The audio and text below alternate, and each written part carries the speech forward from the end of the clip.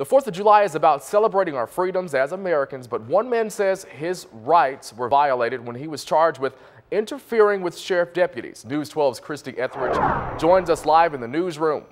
Christie, this guy told you he did nothing wrong, but deputies say something different. That's right, Ryan. Matthew Haley tells me he was filming from a public sidewalk at the corner of 4th and Walton Way when he was first approached by deputies. Sir, I mean, I'm in public. I'm not committing any kind of crime, you know.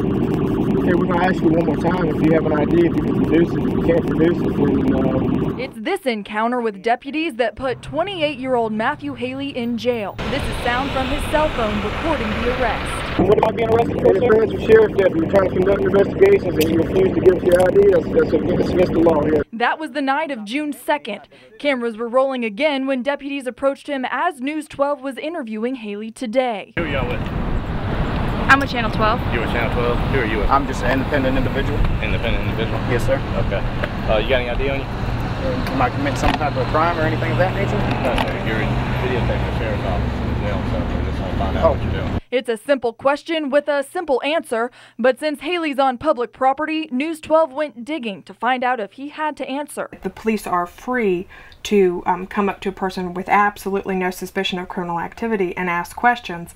However, they cannot detain you and you are free to leave. In this case, while deputies agree that there's nothing unlawful about filming public buildings on a public sidewalk, they say it's more about safety. After tragedies like the Boston Marathon bombing or the Sandy Hook shooting, they say it's their job to investigate anything that comes across as suspicious. We look at the what if. We look at the worst case scenario and try to prepare for the worst case scenario. We don't know if he's trying to find an avenue of escape for someone. You know, these are things we have to look at. Sir, may I ask you a question? Absolutely. Is it against the law to videotape public buildings? No, sir, it's not. Okay. But it does draw suspicion. I just feel like I was almost harassed and violated for engaging in a lawful activity. I spent that night in a holding cell at 401 for probably about 11 hours. Once confronted by the sheriff's deputies, when you refuse to cooperate and answer any questions, you're basically asking to be locked up.